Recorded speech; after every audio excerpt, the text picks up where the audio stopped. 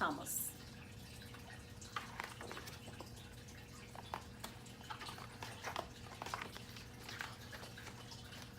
I see things differently.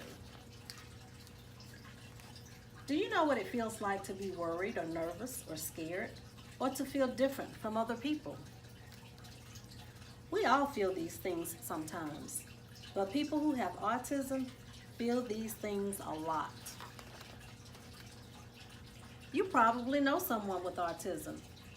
It could be someone at school or in your neighborhood, or even in your own family.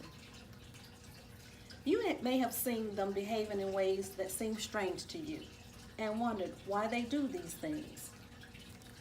But even if you ask them, they might not be able to explain. In fact, some people with autism don't speak at all. Autism is something you are born with. It's not something that you can catch from others. When people have autism, it affects the way their brain works, making them behave or react differently from others. Nobody knows exactly what causes it, and figuring that out isn't easy because the way our brains work is very complicated. Our brains help us make sense of the world. They help us learn from the things we do and see. They help us understand that if someone is smiling, that means they are happy. Or that the green pencil works just as well as the red one. Or if you put the peanut butter on first, then the jam, it tastes the same as if you put the jam on first. What about you? Do you know someone who has autism? Can you say what you think autism is? But for people with autism, their brain works differently from other people's.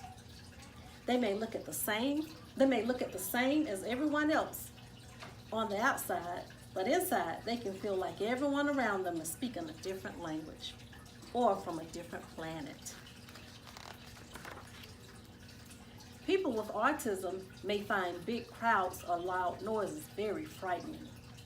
They may repeat the same words over and over again or move their bodies in ways that look strange to you. When you talk to them, they may not look at you, and you may wonder if they are hearing what you say. Even small changes can be very upsetting to them. That's why they may always want to sit in the same chair, or read the same book, or use the same cup. These habits help people with autism feel safer and more able to deal with all the settings they are feeling. What about you? If you know someone with autism, what are some of the habits that make them feel safe? Do you have habits that make you feel safe too?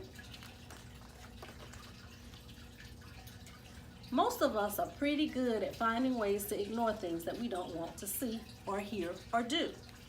But for people with autism, it can be harder to ignore things. All the sights and sounds and smells around them come rushing into their brains like a giant wave.